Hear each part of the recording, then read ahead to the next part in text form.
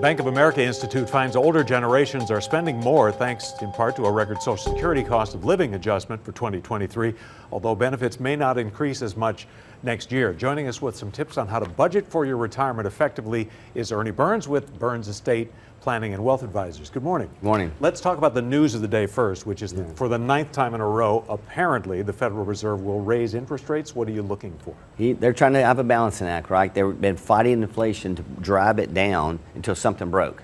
Well, something broke. The last 3 weeks, we've had 2 banks go under, and FDIC's taking them over, and 1 bank is being considered, which is First Republic, and then we have UBS buying out Credit Suisse by the Swiss government, making them do it, so it's unique.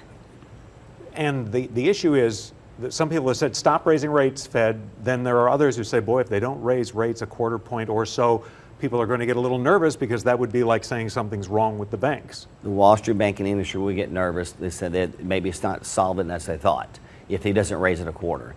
I think that's what will happen today, but I think hopefully the language after that is going to be more important than what he does today.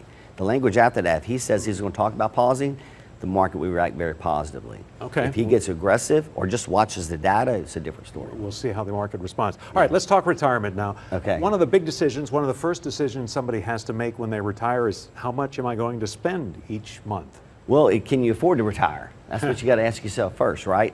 Most financial advisors will suggest anywhere from 4 to 6%. You want to look at your investments. Meaning take 4 to 6% of your savings per year. Per year. Okay. 4 to 6%. You should be making that in the interest and gains, right?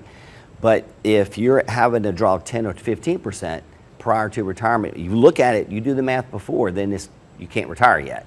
Now, there's some people that are forced to retire. Some people don't have an option, you know. So you have to take means now to make sure that when that time comes, or when you're not planning on it, that you have some assets to basically protect yourself with. And that's the thing, because you might have an issue where your company decides it's time for right. you to retire, or your body decides. That's So obviously retiring at 60 versus retiring at 70 is a very different picture. Very different. You have, estimated lifespan is 90 years old. So 60, you have 30 years. At 70, you have 20.